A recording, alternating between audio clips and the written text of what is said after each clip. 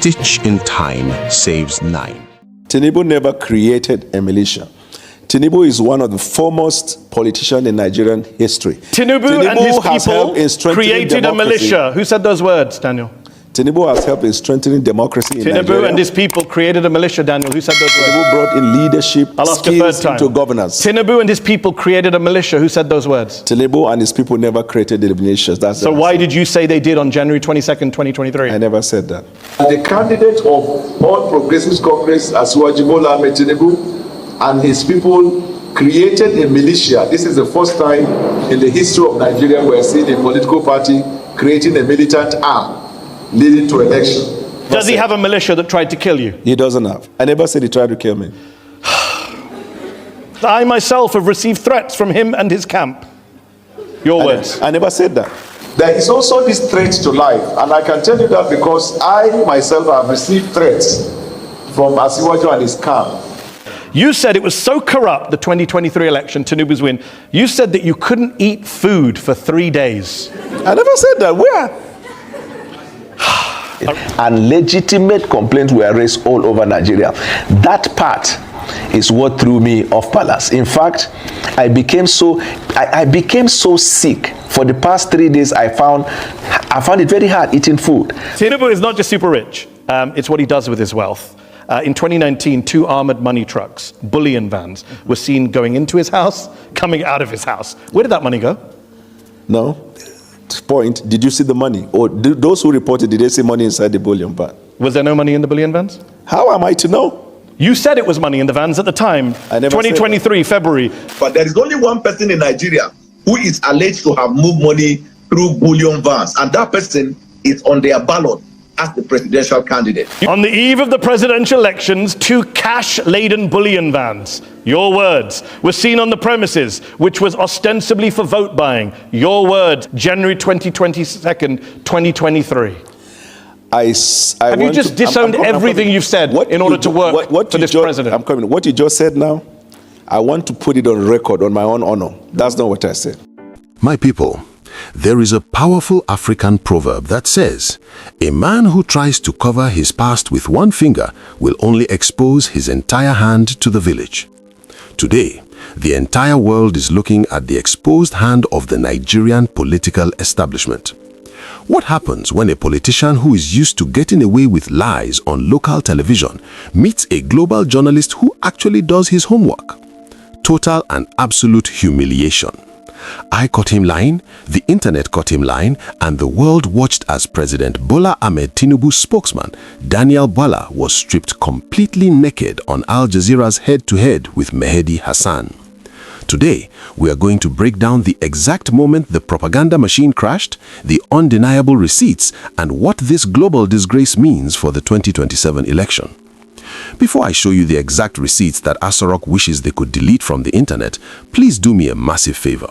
Smash that like button right now. It tells the YouTube algorithm to push this video to every Nigerian who needs to see the truth. If you are tired of stomach infrastructure politicians, type receipts in the comment section. And if you are new to Mr. Nigeria Reports, hit that subscribe button and turn on the bell. We do not do propaganda here, we do facts. Let us set the stage. If you follow Nigerian politics, you know Daniel Bwala. During the 2023 presidential election, he was the loudest attack dog for the PDP and Atiku Abubakar. He went on every television station to warn Nigerians against voting for the APC. He accused the ruling party of creating a militia to corrupt the election. He even boldly claimed that Tinubu was a president-select, not a president-elect, and that the election was heavily rigged. These were not whispers. He tweeted them, he shouted them, and he stood by them. But in Nigerian politics, ideology is often replaced by stomach infrastructure. Fast forward to today, Daniel Bwala got an appointment. He switched sides, crossed the carpet, and became the special advisor on policy communication to the very president he spent a year destroying.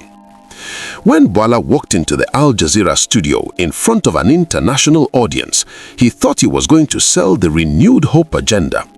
He thought he was sitting with Nigerian journalists who let politicians talk in circles. But Mehdi Hasan is not an amateur. Hasan came with screenshots, video clips, and printed evidence.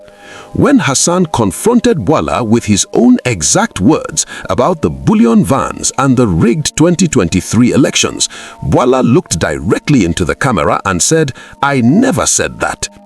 I never said that." It was a moment of global embarrassment. He denied his own tweets. He denied his own television interviews. He tried to gaslight the entire world while the evidence was being held up right in front of his face. The audience gasped and social media exploded. This is the tragic comedy of our political class. They believe Nigerians have amnesia. They believe that if they get a government SUV and a fancy office, their past sins are wiped clean. But while they play these transactional games on international television, let us look at the real-life facts on the ground. You cannot feed propaganda to a starving nation. Since this administration took the reins, petrol prices jumped from roughly 185 naira to over 1,400 naira per litre almost overnight because of the sudden fuel subsidy removal. Inflation is destroying the middle class. A bag of rice is a luxury. And according to the hard data presented during that very interview, the security crisis has worsened, with conflict deaths skyrocketing to over 11,000 in a single year. Daniel Bwala went to Al Jazeera to defend an administration that is failing the reality test on the streets of Kano, Lagos, and Enugu. He failed miserably because you cannot use PR to cover up empty bank accounts, kidnappings, and massive inflation. The gap between the renewed hope promises and the renewed hunger reality is just too wide. This interview was a masterclass in holding leaders accountable. It showed the Nigerian opposition, whether it is Peter Obi, Atiku Abubakar, or the ADC, exactly what they need to do ahead of 2027. Bring the facts, bring the data, and do not let them hide behind empty talking points. My people, the internet never forgets. What do you think about Daniel Bwala denying his own words on global TV? Does this show the true character of our political class? Drop your honest thoughts in the comments below. Share this video to every WhatsApp group so the whole country sees the receipts. Subscribe, hit the bell, and stay vigilant.